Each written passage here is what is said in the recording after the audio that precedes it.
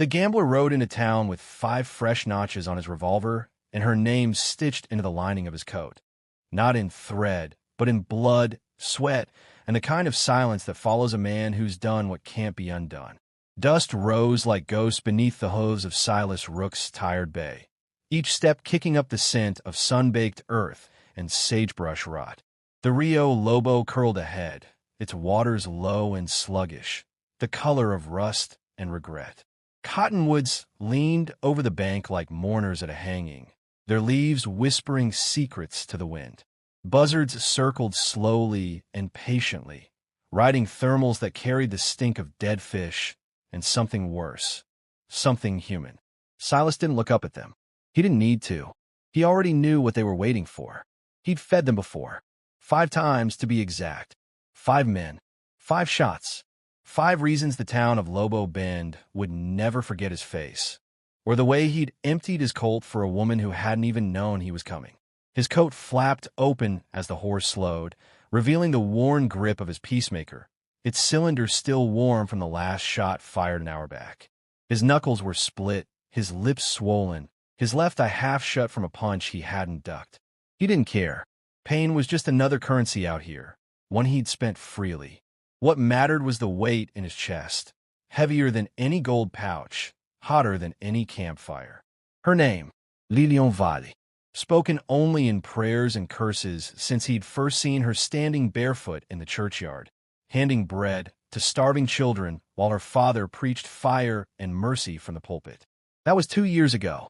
2 years of gambling in border towns, of sleeping under stars with his back to his saddle, of listening to drunken cowboys brag about women they'd never deserve.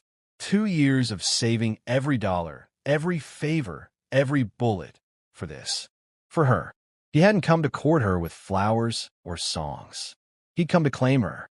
And the 5 men who stood between them, they made their choice. They'd drawn on him, or laughed in his face, or called her a whore in a saloon where the whiskey ran thick and the morals ran thin. So he'd drawn faster, shot truer, buried deeper. The riverbank behind him was already turning red where the first body had fallen, a rancher named Cade with a silver star pinned crooked on his vest.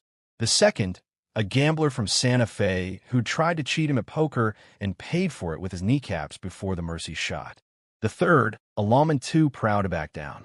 The fourth, a drifter who'd bragged he'd betted her. A lie, but one Silas couldn't risk. The fifth? The fifth was the hardest. A boy, barely 20, sweet on her, who'd begged Silas to walk away. Silas almost did. Almost. Then the boy reached for his gun, and the river remembered blood. The town didn't greet him with cheers or curses. It greeted him with silence. Shutters clicked closed as he passed. Porch swings stopped mid-creak. Children were yanked inside by mothers who didn't dare meet his eyes. Even the dogs slunk low, tails tucked, ears flat. The only sound was the creak of his saddle leather and the dry rattle of mesquite branches scraping against adobe walls. He rode straight to the church, white-clabbered, peeling paint, steeple crooked from last winter's storm. The doors were open. Inside, candle smoke curled toward the rafters, and the scent of beeswax and old hymnals hung thick in the air. Lillian stood near the altar, arranging wildflowers in a chipped vase. She didn't turn when his boots hit the porch, didn't flinch when the door groaned behind him, but her hands stopped moving. And when she finally turned, slow as a sundial shadow, her eyes, gray as thunderheads, deep as canyon pools, locked onto his. Not with fear, not with anger, with something worse. Recognition. She knew. Not the details, not the names, but she knew why he was here, knew what he'd done. And in that silence, heavier than any coffin lid, Silas felt the weight of every shot he'd fired, every life he'd stolen, every prayer he'd shattered. He didn't speak. Didn't need to. He just stood there, hat in hand, blood drying on his sleeve, and waited. For judgment. For forgiveness. For the hand she might, or might not, place in his. Outside, the wind picked up, rattling the shutters. Somewhere downriver, a coyote howled, and the Rio Lobo kept flowing, red at the edges, whispering names only the dead could hear. He didn't propose with a ring or a poem. He proposed with aces, dealt under lantern smoke in a backroom where the floorboards still remembered the weight of dead men's boots.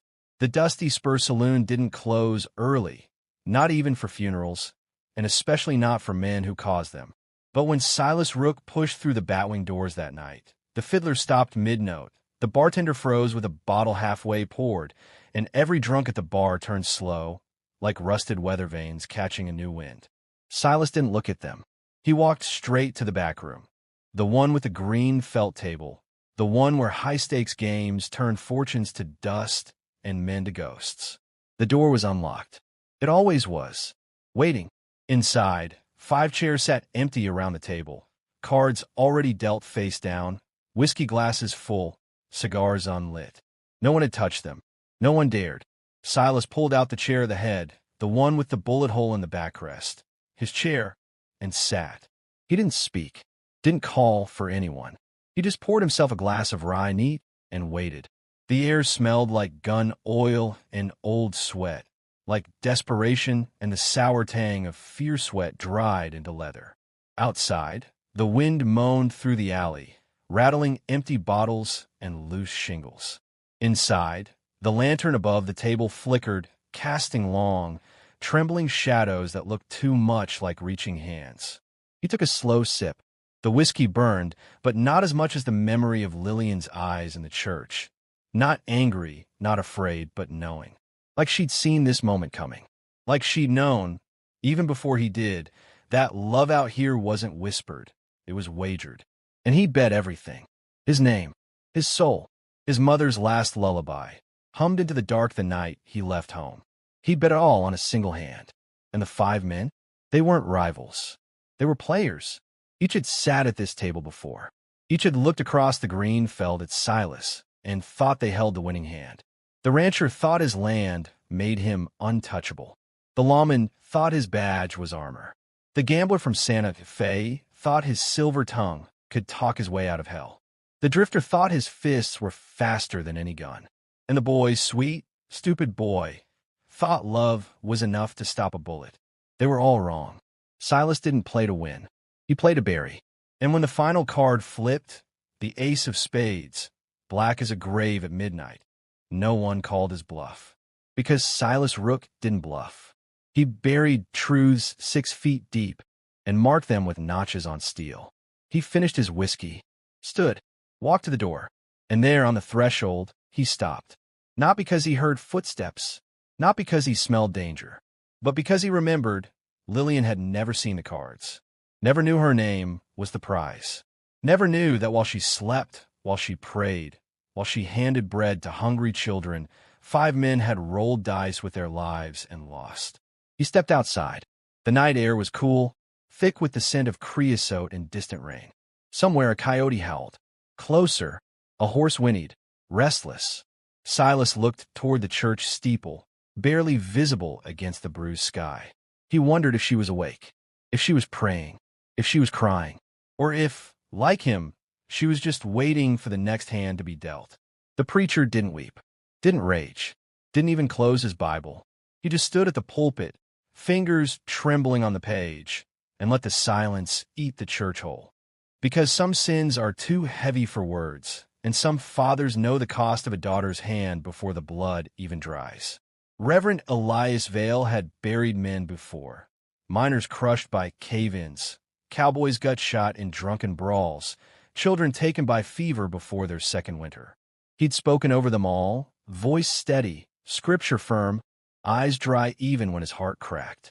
But this morning, standing in his threadbare Sunday coat with the sun slicing through broken stained glass like accusing fingers, he couldn't speak, couldn't even turn the page. The church was full, not with mourners, but with watchers. Curious eyes, judgmental whispers, women clutching shawls like shields, men with hands resting too close to holsters. And in the front pew, alone, sat Lillian. Nobody, no gloves, just a plain gray dress and boots still caked with riverbank mud. Her hands folded neatly in her lap, but her knuckles were white. She didn't cry, didn't look at her father, didn't look at the empty coffin at the altar. The 6th one, hastily built, meant for Silas, though his body hadn't been found. The 5 buried men had no markers, no names carved in wood, just mounds of raw earth outside town, already sinking. The Reverend's throat worked. His lips moved, shaping psalms he couldn't voice. Behind him, the painted Jesus on the wall stared down, eyes gentle, hands outstretched, offering mercy to men who'd never asked for it. Elias wanted to scream, wanted to curse the gambler who'd turned his daughter into a prize, wanted to damn the 5 fools who'd drawn steel over a woman's smile. But the words wouldn't come, because deep down, in the marrow of his bones, he knew Silas hadn't come for Lillian's love. He'd come for his blessing. And Elias? He'd given it, not with words, not with a handshake, but with silence. The night before the shooting, Silas had come to the parsonage, knocked soft like a man ashamed. Elias had opened the door, seen the desperation in the gambler's eyes, seen the way his hand shook not from fear, but from need. And Elias? He'd stepped aside, didn't invite him in, didn't shut the door, just stepped aside, let him pass, let him walk down the hall toward Lillian's room. And when the shots rang out at dawn, Elias didn't run to the window, didn't grab his rifle. He sat at the kitchen table, hands folded, and listened. 5 shots, 5 echoes, then silence. And now, standing before his congregation, Bible trembling in his blistered hands, Elias understood. He hadn't just failed as a father. He'd failed as a shepherd. He'd let the wolf in. And the flock? They knew it. You could see it in their eyes, the doubt, the fear, the quiet accusation. The church smelled like candle wax and old wood, like sweat and the sour tang of unwashed Sunday bests. A baby fussed in the back. A floorboard creaked. Outside, wind rattled the shutters. And still, the Reverend didn't speak, didn't pray, didn't bless. He just stood there, staring past the stained glass savior, out the window, toward the riverbank, where crows now feasted and the current ran slow, thick, and red. Lillian finally looked up, met his eyes, and in that glance, no anger, no grief, just a quiet, crushing understanding. Elias knew. She knew too. Knew he'd let it happen. Knew he'd traded 5 lives for her future. And as the silence stretched, thick as grave dirt, the Reverend closed his Bible. Not with a snap, not with a sigh, just closed it and walked down from the pulpit, past the pews, past his daughter, out the door, into the dust, into the wind, into the kind of quiet that follows men who've buried their own souls. She walked down the church aisle barefoot, not in lace or satin, but in boots caked with river mud. And when she reached the altar, she didn't take his hand. She asked him which of the dead men loved her best, and the silence that followed buried them both deeper than any grave. The church didn't smell like roses or incense that morning. It smelled like dust kicked up by nervous boots, like candle smoke gone stale, like the sour tang of sweat beneath Sunday collars. No fiddler played, no children scattered petals. The pews were half empty, not from disinterest, but from fear. Fear of the groom, fear of the ghosts, fear of what happened when a man traded 5 lives for 1 woman's future. Silas stood at the altar in a black coat he'd borrowed from a dead man, too tight at the shoulders, too long in the sleeves, his knuckles still split, his eyes still bruised, his Colt resting heavy on his hip. He didn't touch it, didn't need to. Everyone in the room knew it was loaded, knew it had killed before, knew it might kill again. The ring in his pocket wasn't gold. It was forged from a melted-down bullet, the last one he'd fired into the boy's chest. He'd had it made in Santa Fe by a silversmith who didn't ask questions. The band was rough, uneven, still warm from the forge when he'd tucked it away. He kept his hand clenched around it now, the metal biting into his palm, grounding him. Outside, the wind moaned through the steeple, rattling loose shingles. Inside, the silence was worse. Heavy, suffocating, like the air before a hanging. Then, the creak of the front door. Every head turned, every breath held. Lillian stepped inside. No bal, no bouquet, no esmail, just the gray dress, the mud-caked boots, and a shawl borrowed from a widow who'd lost her husband to cholera. Her hair was loose, tangled by wind and sleepless nights. Her eyes, Those storm-gray eyes were dry. Too dry. She didn't walk fast, didn't walk slow, just walked. Down the aisle, past the empty pews, past the women who wouldn't meet her gaze, past the men who stared too hard. The floorboards groaned beneath her. The candles flickered, and when she reached the altar, she didn't stop beside Silas. She stopped in front of him, looked up, not with love, not with hate, with something colder, clearer. "Which one of them," she whispered, voice raw as a rope burn, "loved me best?" Silas didn't answer. Couldn't, because he didn't shoot them for her love. He shot them for hers, for the chance that if he cleared the field, if he buried every rival, every threat, every man who dared look at her sideways, she might look at him the way she used to look at the sky before a storm, full of wonder, full of dread, full of something too deep to name. But now she just looked tired, tired of blood, tired of silence, tired of men who thought love was something you could win with a gun. He opened his mouth, closed it. The ring burned in his fist.